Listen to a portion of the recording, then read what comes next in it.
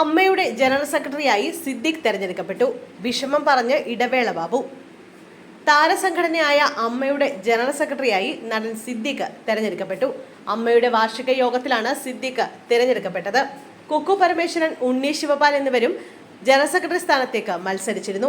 അമ്മയുടെ vice president സ്ഥാനത്തേക്ക് ജഗദീഷും ജയൻ ചേർത്തലയും തെരഞ്ഞെടുക്കപ്പെട്ടു. ബാബുരാജ് ജോയിന്റ് സെക്രട്ടറിയായും തെരഞ്ഞെടുക്കപ്പെട്ടു. നേരത്തെ അമ്മയുടെ അധ്യക്ഷ സ്ഥാനത്തേക്ക് നടൻ മോഹൻലാൽ തെരഞ്ഞെടുക്കപ്പെട്ടിരുന്നു. തുടർച്ചയായ 3-ാം തവണയാണ് മോഹൻലാൽ അമ്മയുടെ പ്രസിഡന്റ് പദവിയിലേക്ക് തെരഞ്ഞെടുക്കപ്പെടുന്നത്. ട്രഷറർ സ്ഥാനത്തേക്ക് നേരത്തെ ഉണ്ണി മുകുന്ദനും എതിരില്ലാതെ തെരഞ്ഞെടുക്കപ്പെട്ടിരുന്നു. എന്നാൽ അമ്മയുടെ വാർഷിക യോഗത്തിൽ മുൻ ജനറൽ സെക്രട്ടറി ഇടവേള ബാബു വിഷമം പങ്കുവച്ചു.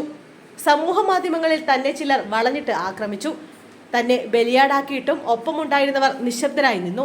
ആരിൽ നിന്നും സഹായം കിട്ടിയില്ല. നിയുക്ത ഭരണസമിതിക്ക് ഇങ്ങനെ ഒരു ദുരനുഭവം ഉണ്ടാവരുതെന്നും അദ്ദേഹം പറഞ്ഞു. ഭാരവാഹി തെരഞ്ഞെടുപ്പ് പ്രചാരണ വേളയിൽ താൻ പെയ്ഡ് സെക്രട്ടറിയാണെന്ന് ചിലർ പ്രചരിപ്പിച്ചു. എല്ലാവരും ഒറ്റക്കെട്ടായി നിൽക്കണമെന്നും വിടവാങ്ങൽ പ്രസംഗത്തിൽ ഇടവേള ബാബു പറഞ്ഞു. ഒപ്പമുണ്ടായിരുന്ന എല്ലാവർക്കും അദ്ദേഹം നന്ദി പറയുകയും ചെയ്തു.